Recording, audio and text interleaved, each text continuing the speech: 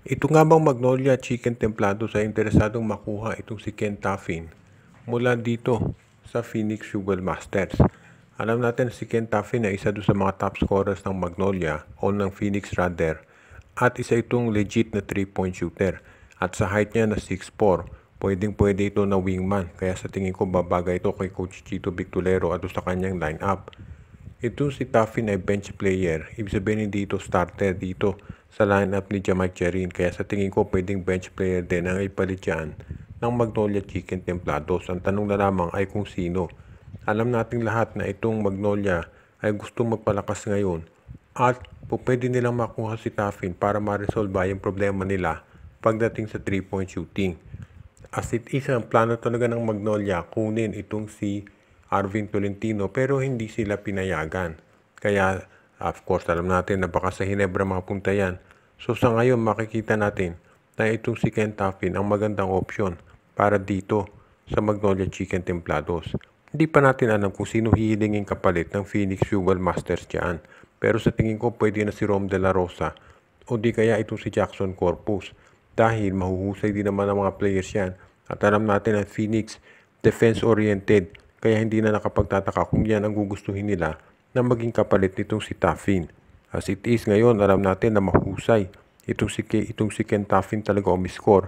Kaya sa tingin ko hindi magkakaproblema pagdating sa scoring nitong Magnolia. Ngayon, ang tanong naman ay kung ano ang gagawin nitong Phoenix kung sakaling magbigay nga ng offer itong hot shots dyan.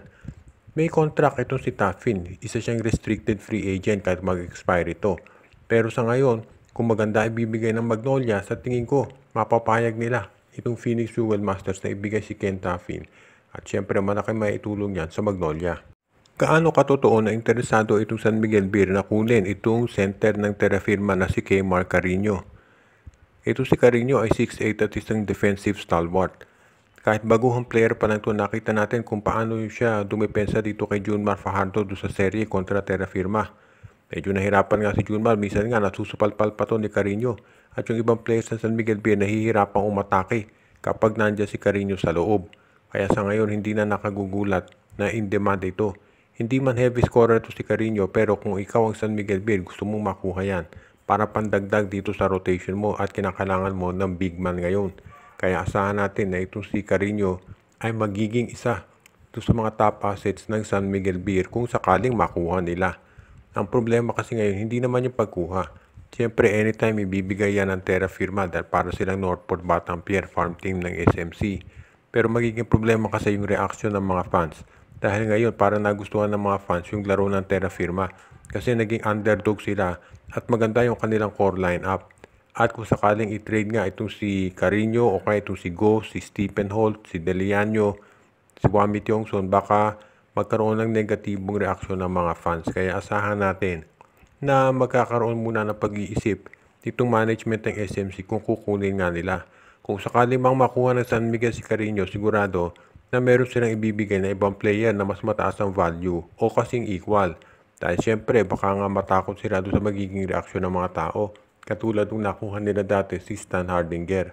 Kaya abangan na rin natin kung ano ang magiging desisyon ng PBA dito. Kung ikaw naman si Coach Cartel, sinabi na niya na ayaw niyang galawin yung kanyang core dahil naniniwala siya na malakas yung kanilang lineup.